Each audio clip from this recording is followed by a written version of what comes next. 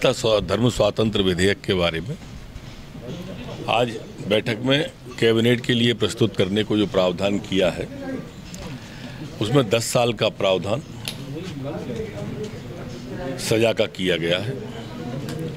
दूसरा, इस प्रकार के जो विवाह होते हैं उन विवाहों को कराने वाले गुरु, पादरी, मौलवी या काजी, इनको भी 5 साल की सजा का प्रावधान।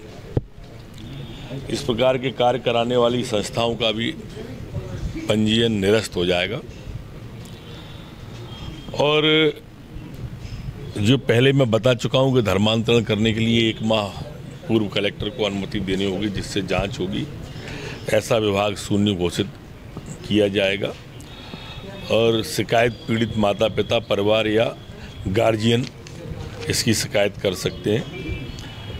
ऐसी संस्थाओं को डोनेशन देने या लेने वाले संस्थाओं का भी पंजीयन निरस्त होगा या अपराध संज्ञेय होगा और गैर जमानती होगा। और आरोपी को स्वयं सिद्ध करना होगा कि उसने बगैर दबाव, धमकी, बहला फुसला कर या विवाह धर्मांतरण किया है।